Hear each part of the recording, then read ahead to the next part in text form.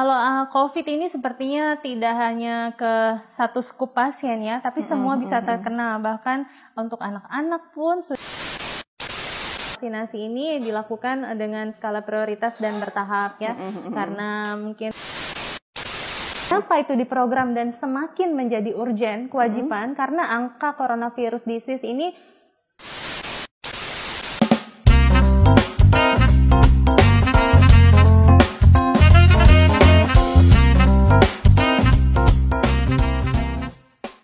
Halo, Assalamualaikum warahmatullahi wabarakatuh. Bertemu lagi bersama saya, Sumarni Bayanita, di Dunia Kita Kece, Chandra di Muka TV. Senang sekali pada jumpa kita kali ini, kita akan ngobrol hal yang mungkin sekarang lagi isu hangat-hangatnya mengenai vaksinasi COVID-19.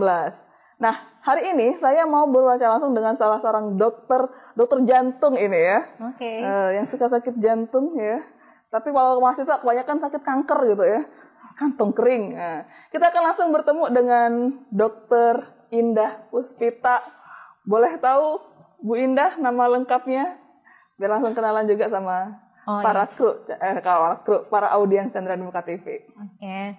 Nama lengkap ya, Dr. Indah Puspita, SPJP, konsultan pihak.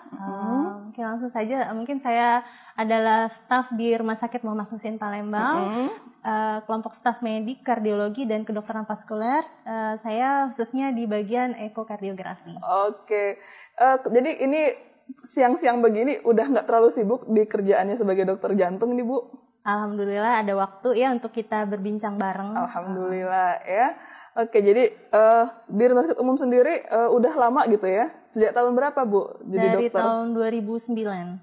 Ada 10 tahunan lah. 2009 ya? Ya. Lebih kayaknya. Lebih dari 10 tahun, 12 tahunan ya. Oke, udah. Ini sebenarnya teman lama saya gitu ya. Jadi reunian. Jadi reunian, jadi teman SMA 17 gitu ya. Ya. Jadi saya juga manggil Bu Indah ini agak-agak kaku. Kelihatan nggak sih? Biasa panggil nama aja. Oke Bu, apa pengalamannya sebagai dokter jantung dulu nih ya? Susah nggak menjadi seorang dokter jantung? Mungkin dikasih cerita-cerita dulu deh gimana cara? Iya, kalau dibilang suka duka ya, secara profesional tentu kita udah tidak mengalami kesulitan yang berarti ya dalam bekerja karena kita sendiri sudah dibekalin dengan keilmuan untuk menjawab semua pertanyaan dan masalah-masalah di bidang kita khususnya yaitu di bagian ilmu penyakit jantung dan pembuluh darah. Cuma yang menjadi masalah kadang memang yang menjadi tantangan ke depan adalah bagaimana caranya bisa mengcope pasien, memegang pasien itu secara holistik karena kadang kita bukan hanya mengendalikan penyakit tapi mencegah usaha preventif di mana itu melibatkan bukan hanya obat-obatan tapi juga kerjasama dan disiplin dari pasien sehingga dari saya pribadi selalu berusaha supaya pasien bisa ikut berperan dengan baik dalam pengobatannya. Oke. Sejak tahun 2009 ya menjadi dokter jantung. Dokter jantungnya dari tahun 2017. Oh gitu, sebelumnya dokter umum. Dokter gitu umum ya? Saya dari tahun 2009. Cukup lama sih di Rumah Sakit Umum. Jadi udah biasa suntik-menyuntik ini ya Bu ya? Iya. Kan kalau kita dengar dokter mesti langsung gambarannya, wah ntar disuntik sama Bu Dokter, sama Pak Dokter gitu ya. Bu, kalau kita lagi ngobrol tentang orang sakit jantung nih, untuk kota Palembang sendiri jumlahnya cukup banyak atau bagaimana? Ya cukup tinggi ya angka penyakit jantung, cuma angka yang terdiagnosa masih seperti gunung es ya, fenomena gunung es yang tampak di permukaan itu lebih sedikit daripada yang sebenarnya karena itulah dari tahun ke tahun kita selalu mengembangkan metode diagnostik yang mutakhir untuk membantu masyarakat dalam deteksi dan tentu saja tata laksananya sampai selesai. Oke. Jadi kita juga penasaran gitu ya, Bu Indah ini kan cantik banget gitu ya dan masih muda gitu ya, udah menjadi seorang dokter jantung, tapi ternyata memang dari keluarganya dokter semua ya Dok? Ya kebetulan kami semua mengabdi di bidang kesehatan menjadi dokter ya, udah takdirnya juga kali ya. Ayahnya dokter gitu ya, ya. Suami dokter ya, waduh ntar anak-anaknya dokter semua nih, 3 ya. Insya Allah pokoknya yang terbaik aja semuanya, yang bermanfaat buat masyarakat pokoknya. Oke, terima kasih. Oke, sekarang kita mungkin agak nyebrang sedikit masalah COVID-19 gitu ya. Tadi mungkin juga kita sempat ngobrol di awal-awal perjumpaan kita, adakah pasien sakit jantung juga terimbas kena penyakit COVID-19? Oh, kalau COVID ini sepertinya tidak hanya ke satu skup pasien ya, tapi semua bisa terkena. Bahkan untuk anak-anak pun sudah angka COVID yang dulunya dikira hanya menyerang orang dewasa, anak-anak udah banyak.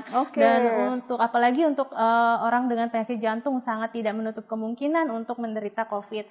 Jadi COVID ini tidak mengenal ini harus jenis penyakit yang hanya ke golongan tertentu, saya rasa enggak ya. Jadi dari usia 0 sampai usia bisa terkena. Bisa terkena penyakit COVID-19 ya. Iya, dan apalagi pasien jantung juga karena pada kondisi-kondisi tertentu bagi pasien jantung mengalami penurunan ketahanan tubuhnya sehingga mudah terinfeksi coronavirus. Oke, sekarang kita lebih fokus lagi ke Kota Palembang ya Bu Dokter ya. Jadi mungkin tadi sempat ngobrol juga kalau misalnya seluruh dokter yang ada di Kota Palembang pun juga memiliki bukan minat ya, perhatian ya, fokus juga tentang bagaimanakah jumlah pasien-pasien COVID-19 ini terus meningkat dari hari ke hari gitu ya. Iya, betul. Mungkin bisa diceritakan secara data kali Bu ya, bagaimanakah jumlah pasien COVID-19 di Kota Palembang sehingga kita lagi-lagi harus dilabeli sebagai zona merah. Iya, sayangnya Kota Palembang kita tercinta ini masih dalam fight ya, perjuangan untuk keluar dari masalah corona, minimal kita melepas label zona merah kita ya. Dan per Desember ini memang kita peringkat ke-13 se-Indonesia sebagai provinsi dengan angka yang cukup tinggi untuk kejadian coronavirus disease. Kira-kira per Desember ada sekitar 8.000 kasus baru dengan angka meninggal sebanyak 300 orang dan angka survivalnya itu sisanya. Dan yang unik di sini adalah ternyata kebanyakan kasus coronavirus di Palembang ini adalah OTG ya, orang tanpa gejala. Jadi kalau bahasa medisnya asymptomatic patient. Jadi orang-orang yang menjalani isolasi mandiri indikasinya. Jadi dia tidak dirawat di rumah sakit karena dia tidak ada gejala, tapi dia positif coronavirus dan dapat menularkan. Iya, mengerikan sekali ya. Kita nggak tahu kalau kita kena ternyata kita juga ada virus itu gitu ya. Oke, untuk mengantisipasi agar kita tidak kena virus corona itu seperti apa? Nah, itulah yang belum begitu optimal terlaksana. Itu sebabnya kenapa angka di Palembang masih tinggi. Pertama, kedisiplinan untuk menerapkan protokol kesehatan. Apakah kita semua, baik masyarakat, pejabat, ataupun kaum profesional di kantor-kantor atau pusat-pusat berkumpulnya masyarakat ya di perbelanjaan, tempat ibadah sudah menerapkan protokol kesehatan belum? Yaitu dengan jaga jarak, pakai masker, cuci tangan. Nah, itu harus disiplin. Kalau belum disiplin, sepertinya agak susah kita untuk terlepas dari zona dari insidensi yang tinggi dari COVID-19 ini. Menarik sekali ya, tapi kita harus jeda dulu. Saya mungkin nanti akan banyak berbicara mengenai vaksinasinya itu sendiri, ya bagaimana kita akan mendapatkannya. Jangan kemana-mana, tetap di Dunia Kita Kece Chandra di Muka TV.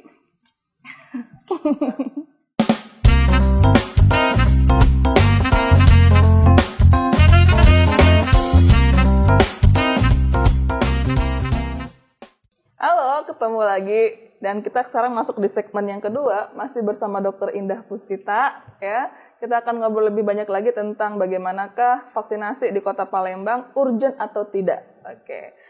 Bu Indah, ini kita ngobrolin tentang vaksinasi ya. Jadi mungkin isu tentang vaksinasi ini sudah banyak sekali beredar di masyarakat. Ada yang pro dan ada yang kontra gitu ya. Bu Indah sendiri udah divaksinasi, Bu? Alhamdulillah saya sudah ya. 2 minggu yang lalu sudah selesai tahap 1. Nanti ada 2 kali ya, dapat yang sekali lagi nanti. Sakit nggak disuntik, divaksinasi? Kalau kerasa pasti kerasa, tapi kalau sakit banget sih enggak ya. Masih bisa lah ditolerir. Rasanya kayak digigit semut gitu ya. Tapi semutnya semut rangkang. Tergantung jenis semutnya ya. Ini terpaksa atau enggak nih divaksinasi?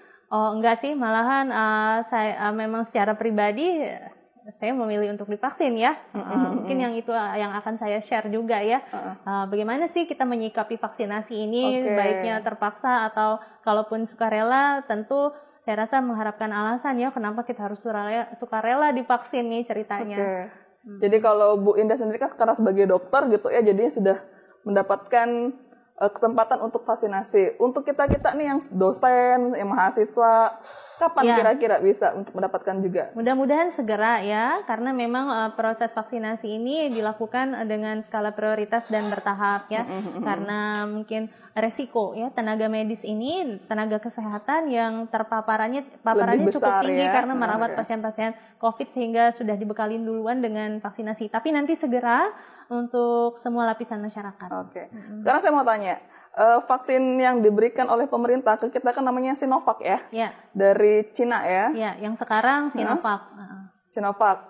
Tadi disebutkan juga berapa jumlah kuantitas yang diberikan untuk Kota Palembang? Oh, kalau per Kota Palembang saya kurang tahu pastinya sih ya. Tapi untuk Indonesia tadi 3 juta ya. 3 juta. Ya, 3 juta itu untuk Sinovac saja atau untuk merek-merek lain juga? Semuanya ya. Jadi kalau dari Menteri Kesehatan kemarin melakukan konferensi pers itu memberi informasi bahwa vaksin yang dipesan oleh Indonesia itu dari Sinovac yang pertama, habis itu nanti dari perusahaan farmasi Pfizer dari Jerman, kemudian dari AstraZeneca.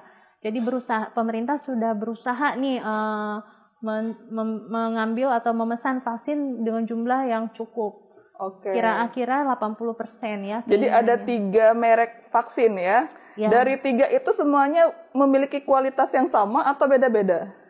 Pada prinsipnya sama. Pada prinsipnya sama. Tujuannya sama. Nggak masalah. Kita nggak ada preferensi harus lebih memilih yang ini atau yang itu ya. Tidak ya. Jadi iya, karena ada isu nih Bu, mau potong ini. Ada mungkin katanya untuk yang kaya, untuk dokter yang mahal, untuk yang masyarakat biasa yang murah, itu benar atau enggak? Mungkin bisa dikonfirmasi juga nih pada kesempatan kalau gitu kali mau ini. Yang inilah, nggak ada yang mau dapat yang murahan ya. Yang pasti semua vaksin yang masuk ke Indonesia dan akan diberikan ke masyarakat siapapun orangnya sudah melalui uji di BP POM, kemudian Bio Farma, kita punya laboratorium vaksin yang besar di Bandung ya. Jadi tidak semerta-merta langsung kita pakai ya, tapi ada proses uji cobanya. Seperti yang sudah berlalu ini Sinovac. Ya udah dijamin aman gitu ya untuk dikonsumsi ataupun digunakan. Ya, betul. Untuk masalah kehalalan sendiri kayak gimana? Oh, udah ada fatwanya ya, dari pihak yang menetapkan, punya kompetensi untuk menetapkan halal tidaknya dari MUI sudah menghalalkan ya bahwa sudah nggak usah khawatir. Bagaimana, udah kerasa belum Bu dampaknya setelah memakai vaksin yang pertama? Atau wajib harus vaksin yang kedua biar terasa? Dampaknya sih mungkin lebih ke psikologis kadang. Ada orang yang sudah divaksin, habis vaksin langsung mual, muntah, pingsan, nggak kerja malahan 2 hari, itu ada beberapa tenaga medis. Mungkin karena dari mentalnya. Jadi kalau sudah dari awal sudah ada penolakan, kekhawatiran, dan tetap menjalani vaksin, dia sesudahnya drop. Tapi bagi yang memang sudah menyiapkan mental bahwa ini insya Allah jadi obat ya, bukan akan menjadi masalah, insya Allah malah sesudahnya menjadi lebih segar. Kalau saya sih, alhamdulillah saya bersyukur sudah selesai divaksin kemarin. Nah, nggak usah khawatir, vaksin itu memberi pertahanan di badan kita. Dibanding kita tidak divaksin, kita sudah ada antibodi duluan kalau sudah divaksin, sehingga kalau ada virus yang masuk, sudah ada yang melawan. Kalau belum divaksin nggak ada yang melawan, jadi kayak tentara tangan kosong. Pilih mana kan? Gitu. Kondisinya. Jadi kalau menurut Bu Indah sendiri, kira-kira vaksinasi yang dilakukan oleh yang disarankan oleh pemerintah untuk seluruh masyarakat Indonesia itu urgent atau tidak? Ya, sebenarnya kalau vaksinasi secara umum tidak ada yang dipaksakan. Seperti ya vaksin anak-anak, semuanya itu pilihan ya. Kenapa itu diprogram dan semakin menjadi urgent, kewajiban? Karena angka coronavirus disease ini sudah sangat tinggi dan angka kematiannya juga banyak. Sehingga kita mau tak mau ini menjadi ikhtiar kita juga, dan itu menjadi urgent. Sebenarnya kalau angka insidensinya tidak setinggi ini dan ini sudah jadi pandemi, sifat vaksinasinya tidak urgent. Jadi dia cuma pilihan. Kita kalau mau nunggu, ini juga berbagai perdebatan karena vaksinasi kan belum selesai pengujiannya, baru tahap 1, tahap 2. Kalau kita mau menunggu selesai sampai tahap 4, itu berarti sekitar 2 tahun lagi, mungkin manusia tinggal berapa ya jumlahnya. Jadi itu tadi, jadi situasional. Sudah sesuai dengan situasi coronavirus yang masih jadi pandemi sampai sekarang. Sekarang pertanyaan kita selanjutnya. Kalau seluruh masyarakat Indonesia sudah divaksinasi, apakah menjamin, ini sebenarnya nggak ada yang bisa menjamin gitu ya, apakah menjamin kemudian kita aman dari COVID-19 dan seluruh kehidupan kita akan kembali seperti sebelum terkena COVID-19?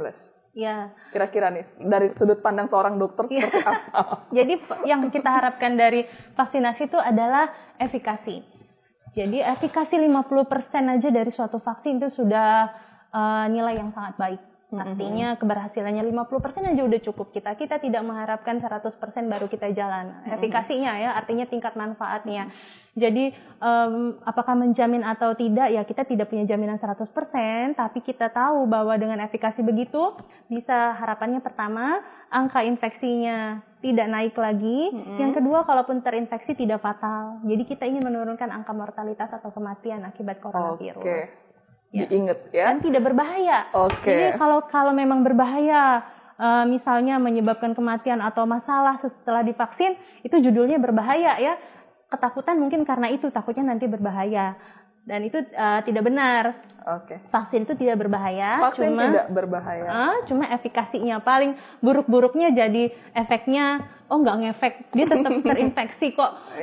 Sudah divaksin dia kok tetap terinfeksi gitu. Sip, menarik. Saya potong terpaksa sudah diingetin sama kru itu.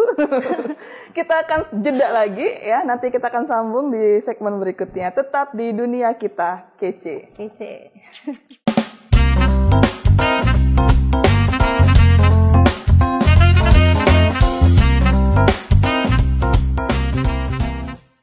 Halo, kembali lagi di Dunia Kita Kece, masih membahas mengenai vaksinasi COVID-19 urgent atau tidak, Bu Indah. Nah, sekarang kita ngomongin tentang bagaimanakah pelaksanaan vaksinasi COVID-19 di Kota Palembang. Ya, setahu saya di Rumah Sakit Umum Palembang atau Muhammad Husin ini sudah menyiapkan tempat ya bagi siapa saja yang mau divaksinasi. Benar atau tidak? Betul, Rumah Sakit Muhammad Husin tentunya sudah menjadi pusat vaksinasi ya, tapi untuk pelaksanaannya masih dilakukan secara bertahap. Hingga hari ini kita kalau Rumah Sakit Muhammad Husin masih di tahap untuk peserta didik, residen ya, koas yang bekerja di Rumah Sakit Muhammad Husin. Yang kemarin 3 minggu belakangan itu untuk semua staf ya. Jadi mulai dari dokter umum, dokter spesialis, perawat dan semua tenaga. Ya. Apakah semua pasien yang dikenai sebagai kamu pasien COVID-19 juga diberikan vaksinasi atau tidak? Itu salah satu kriteria eksklusi sebetulnya. Kalau sudah pernah menderita atau terkonfirmasi positif COVID, tidak lagi diberikan imunisasi. Jadi bukan cuma pasien ya, untuk semua masyarakat, misalnya sudah pernah terkonfirmasi ya tidak akan diberikan vaksinasi lagi. Iya, ada ketentuannya ya. Justru korban juga pasien COVID tidak diberikan vaksinasi tidak, ya. Yang bisa diberikan vaksinasi itu yang seperti apa saja sih Bu yang paling penting? Mungkin kriteria-kriterianya. Apakah mereka yang depan ini bisa kita suntik hari ini? Iya, jadi kriteria inklusinya lebih banyak daripada eksklusinya. Jadi kita mikirnya kenapa dia tidak divaksin, bukan apakah dia layak vaksin. Karena rata-rata semuanya menjadi layak vaksin kecuali usia ya. Pertama usianya tidak lebih dari 60 tahun. Kalau usianya masih 50, 40, 20-an apalagi. Nah, dan tidak di bawah 18 tahun. Jadi untuk anak-anak memang belum. Bukan berarti akan sangat berbahaya atau gimana, karena riset kita itu memang belum untuk yang anak-anak dan usia sangat tua. Nanti ada risetnya. Risetnya masih terus berjalan. Yang udah ada bukti baiknya itu dari umur 18 sampai 60 tahun. Itu yang pertama. Antara 18 sampai 60 tahun sekarang? Ya, jadi dari faktor usia. Milihnya Egi, Bartan, Anggi, atau Rizky, itu gimana? Nah, itu lebih ke data kependudukan ya. Jadi semuanya nanti entah bagaimana nanti akan diaturnya ya kalau untuk masyarakat sipil, tapi kalau tenaga medis sih seluruhnya. Ya, kalau tenaga medis kan pasti kan sudah ada datanya ya per rumah sakit ya. Jadi pertanyaan kita nih sebagai orang awam, kira-kira saya dapat nggak ya? Itu kayak gimana Bu? Mungkin ada penjelasan. Belum ada bocoran nih dari pemerintah gimana ya. Jadi tetap harus sabar menunggu apakah kita mendapatkan jatah untuk vaksinasi atau tidak ya. Nah, yang pasti memang pemerintah akan memprioritaskan bagi yang umurnya dapat tadi ya, dan antara sehat. 18 sampai 60 tahun dan tidak ada kriteria. Mungkin sekarang sedang viral juga ya di IG. Kalau yang autoimun nggak bisa Ya, jadi yang benar-benar sehat, kalau track record kesehatannya bagus, sudah pasti akan didahulukan ya. Iya, jadi tadi juga saya pertanyaan sama Bu Indah, kok gubernur udah dapet ya gitu, kok bisa? Presiden udah dapet duluan. Udah dapet ya. Mungkin ada unsur juga untuk memberi contoh. beberapa artis juga sudah dapat duluan. Itu contoh saja ya, belum memberi contoh. Jadi supaya yang berkembang di masyarakat itu jangan yang buruknya aja ya. Ketakutan tentang vaksinasi. Oh ternyata nih pejabat kita, presiden kita, gubernur berani, kita, ya. Artis kita udah divaksin dan nggak apa-apa. Nggak apa-apa dan ya, untuk supaya kesehatan lebih kita semangat semua. Dan berani untuk divaksinasi. Harapan kita kalau misalnya 3 juta vaksinasi ini udah tersebar dengan tepat, kira-kira kapan ya kita bisa kuliah lagi offline, Iya gitu, sekolah lagi sebenarnya offline. itu cita-cita kita bersama ya. Ya bagaimana kita selama ini sudah cukup bersabar ya selama setahun. 2020 awal 2020 kan kita mulai pandemi ini hingga sekarang pun kita tidak bisa menjanjikan sampai kapan kita berada dalam situasi seperti ini ya. Jadi ya ikhtiar terbaik kita itu tadi ada 2 sebenarnya, vaksinasi dan protokol kesehatan. Jadi walaupun sudah divaksinasi, tetap protokol kesehatan supaya viral load, infeksi yang masuk itu tidak terlalu banyak. Karena itu tadi saya bilang efikasinya paling tinggi itu 50% nggak nyampe. Artinya vaksin ini memberi ketahanan di badan kita, antibodi dia memberikan, cuma bukan yang banyak sekali, bukan jaminan 100%. Oke, kayaknya tadi udah masuk ke pesan-pesan ya dari Dokter Indah untuk seluruh audiens Chandra di Muka TV. Tadi apa aja mungkin Bu Dokter bisa ditekankan lagi pesan-pesan kepada seluruh masyarakat. Jadi target utama kita tadi adalah herd immunity ya. Jadi kekebalan masyarakat secara keseluruhan sehingga suatu hari nanti virus ini benar-benar lenyap. Jadi ya dia tidak ada infeksi lagi sehingga pandemi tidak ada lagi. Dan pesan utama saya ya terkait dengan topik kita juga bahwa jangan takut untuk divaksinasi dan jangan lupa untuk terapkan protokol kesehatan dengan disiplin ya. Jangan anggap remeh karena kalau mau datanya ada dan banyak bahwa memang coronavirus disease itu ada. Ya. Untuk bisa tahu lebih lengkap mengenai vaksinasi ataupun bagaimana perkembangan COVID-19, mungkin ada nomor kontak ataupun hotline dari Rumah Sakit Umum sendiri yang bisa dibagi kepada audiens gitu. Ada yang mungkin nanti diberikan informasi lanjutan ya, saya rasa ada, di sini ada timnya. Bisa langsung datang ke Rumah Sakit Umum bisa ya. Sebenarnya rumah sakit yang melayani bukan cuma Rumah Sakit Umum, seperti Rumah Sakit Pelabuhan, Rumah Sakit Bunda, rumah sakit yang lainnya, rumah sakit besar di Palembang udah bekerja sama semua supaya usaha vaksinasi ini berhasil. Jadi bisa ditanyakan di mana saja sebetulnya. Tapi sabar ya, karena memang kita bertahap, belum sekarang untuk masyarakat umumnya. Jadi bisa saja berlangsung sampai sepanjang tahun 2021 ini ya? Saya rasa nggak sampai setahun. Jadi dalam hitungan bulan kita sudah beres semuanya. Jadi apakah 3 juta ini ada gambaran akan menambah lagi atau memang dibatasi 3 juta Bu Indah? Nggak tahu ya? Belum tahu kan dari pemerintah ya, Presiden, Kementerian Kesehatan yang bagaimana. Ini yang pasti ini vaksinnya masih gratis. Nanti ke depan vaksin ini pasti tidak gratis lagi. Kita ada souvenir ya, kenang-kenangan dari Chandra di Muka TV. Terima kasih banyak. Terima kasih. Telah menjadi narasumber. Iya, ini teman SMA saya yang sangat berprestasi ya. Ya mungkin kita bisa bareng-bareng sebelum menutup untuk sama-sama mengucapkan dunia kita kece ya. Dunia kita kece. Ya mungkin itu tadi ya obrolan kita bersama Bu Dokter Indah mengenai bagaimanakah pentingnya vaksinasi COVID-19 di Kota Palembang. Terima kasih atas perhatiannya. Kita akan jumpa lagi pada dunia kita kece berikutnya dan sampai jumpa. Assalamualaikum warahmatullahi wabarakatuh. Waalaikumsalam warahmatullahi wabarakatuh.